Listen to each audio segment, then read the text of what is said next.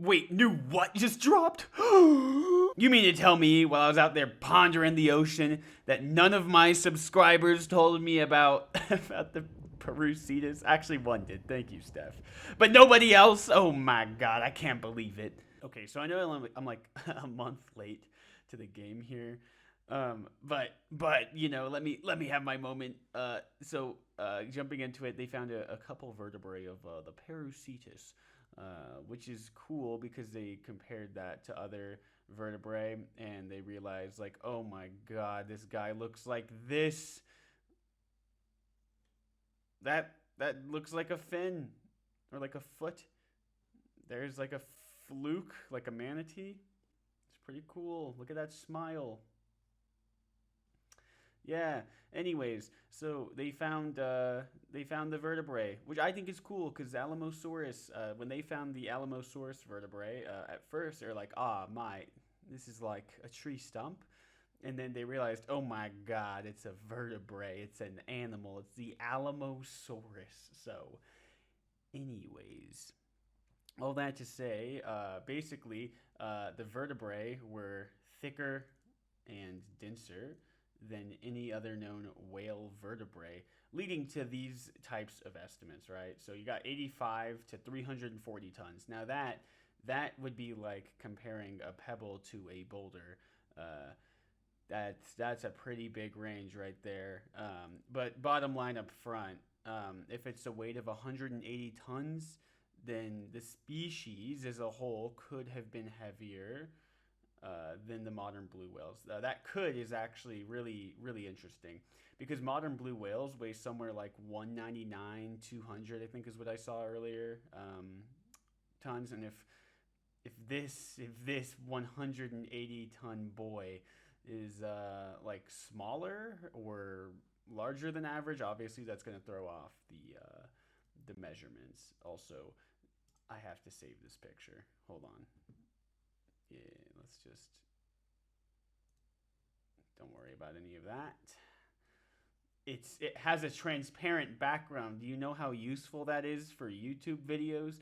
But anyways, all that to say, it could have been heavier. Could could have been heavier. I think everywhere on the internet like blew up. Because they're like, oh my god, this is the biggest whale to ever live. And you know what? Very possibly. Like, if this is 340 tons of pure Perucetan, Perucetan, however you say it, like, yeah, that's a big boy. Like, and even if it's not as long as a blue whale, I mean, think of like, I don't know, think of like a cheese stick versus a cheese wheel. Like this, that would be incredibly big. So that's pretty cool. Also, this head that it has, that beautiful, like loving smile, that that is not probably what it looked like. This whole paleobiology part is interesting because we might know kind of what like how it moved, right? We do not know what its head looked like. No skull material of this animal is currently known. So for all we know, it could have been like a suction feeder like this guy. It could have been a filter feeder like this guy. Lots of whales are filter feeders. Whale sharks are filter feeders, right? Um, they could have been herbivores. They could have been like deer on land, like like that picture. Could have been grazing like this cow. But all that to say, who knows? We don't know what it ate. But we know it probably had to eat a bit. Um, yeah, just because it's thick, that thick at least. Um, and I think it'd actually be really interesting to see like where exactly in the ancient Peruvian ocean it swam. Like if we found it like in what would have been like the shore of Peru, maybe it washed up, right? We don't really know. But if Perucetus lived like in the deep sea, it could have been subject to something known as like deep sea gigantism. It seems like it was subject to gigantism somehow, but we don't know exactly why it was so big. Maybe it just ate a lot. Maybe this thing was an absolute cow when it came to eating, just a pig, Or maybe there were other like environmental factors at play. Like I mentioned, deep sea gigantism. So um, I looked through my one marine biology book, and it's only about sharks, skates, and rays. So when I was looking for things like why would something have a fluke, that uh, it didn't tell me. But anyways, so yeah, there you have it. There's Perucetus colossus. What a champion! You can see my search history here, where I went from New Ancient Whale because I forgotted the name to the different uh, things to a nice article here. It's cited here. It's wherever it is. Where'd it go? Here it is. It's citation number one.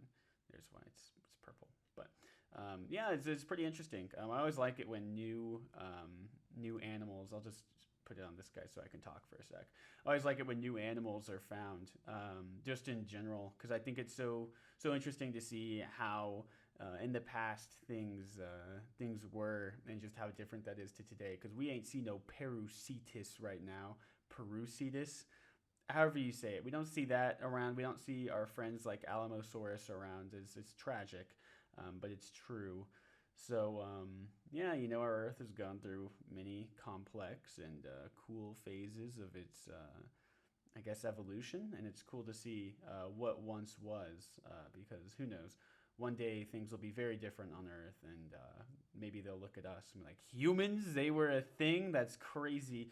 But in the meantime, I hope you've enjoyed your a little over a month of having a new whale in your life. That's pretty great. Um, that's all I really have to say. So I'm sorry I'm late. I was busy. Anyways, I'll catch y'all later. Bye.